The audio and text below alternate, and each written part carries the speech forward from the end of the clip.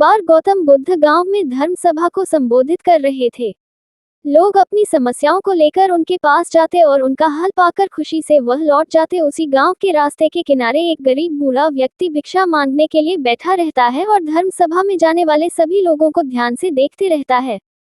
वह गरीब व्यक्ति देखता है कि सभी लोग अंदर तो दुखी जाते हैं, पर जब वापस आते हैं तो बड़े प्रसन्न दिखाई देते हैं, और यह चीजें देखकर वह गरीब व्यक्ति बहुत ही आश्चर्यचकित हुआ। उस गरीब को लगा कि क्यों ना मैं भी अपनी समस्या गौतम बुद्ध को बताऊं, और मन में यह विचार लिए वह गौतम बुद्ध के पास जाता है।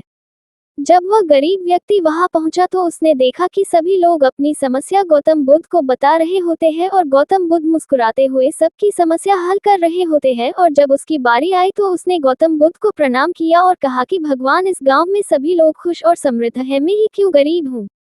गौतम बुद्ध मुस्कुराते हुए उस व्यक्ति को बोले, क्योंकि तुमने आज तक किसी को कुछ नहीं दिया। तब वह व्यक्ति बोला, भगवान, मेरे पास दूसरों को देने के लिए क्या होगा, मेरा स्वयं का गुजारा बड़ी मुश्किल से हो जाता है और लोगों से भिख मांगकर मैं अपना पेट भरता हूँ।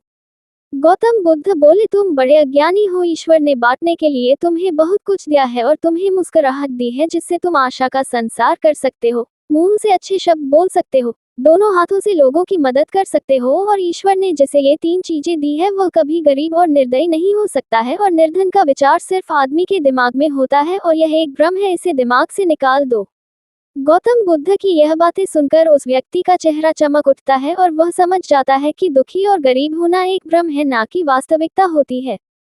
सीख: इस कहानी से हमें ये सीख मिलती है कि हम जैसा सोचते हैं वैसे ही हम अपने जीवन में बनते हैं, इसीलिए अपने जीवन में अच्छे विचार और सोच का होना बहुत जरूरी होता है।